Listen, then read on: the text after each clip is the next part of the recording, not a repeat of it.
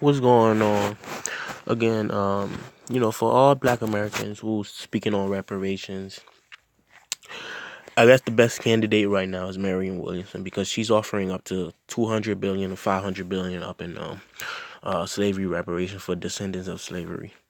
As you know, Japanese were given reparation for the internment camp. Native American were given reparation for the Trail of Tears and being kicked off their homelands.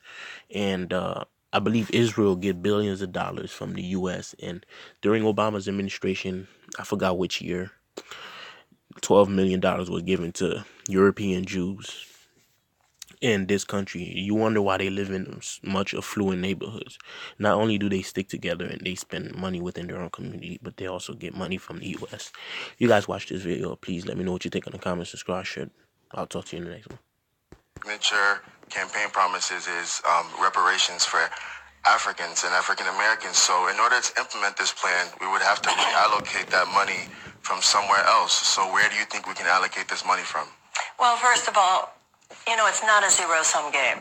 So, when people want to do things like tax cuts for the very, very wealthiest or invasions, invasions of countries that didn't even do anything to us, nobody asks where they're going to reallocate the money from.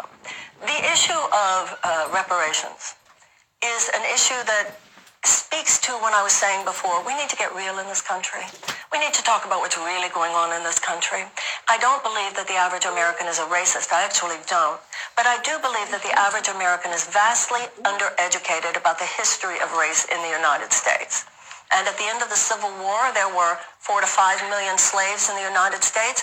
And General Tecumseh Sherman promised at that time 40 acres and a mule for every former slave family. That money, well, most of the time that acreage was not given. Even when it was given, most of the time it was taken away. The economic gap, and remember that 2.5 centuries of slavery was followed by 100 years of what today we would call domestic terrorism.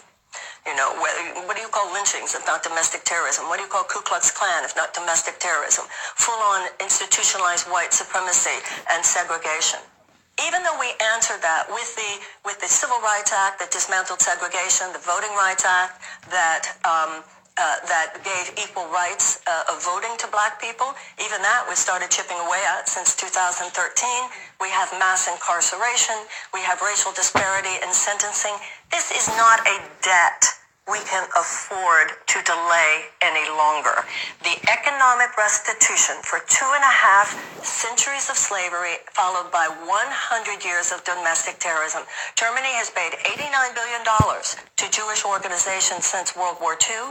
And in 1988, Ronald Reagan signed the American Civil Liberties Act, where all surviving prisoners from the Japanese internment camps during World War II were paid between $20,000 and $22,000. It's simply a debt we owe. This country will not heal until we take a serious moral inventory.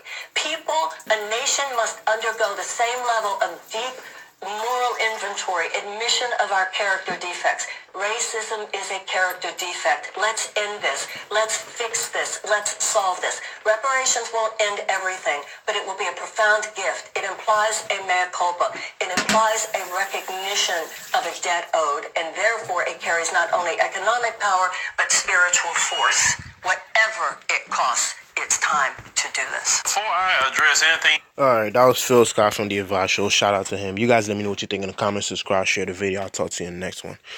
Anyway, to all Black Americans who want reparations, she's your best candidate right now. I won't get none of it given my nationality status, but I hope that you guys get it. If you don't, do not vote.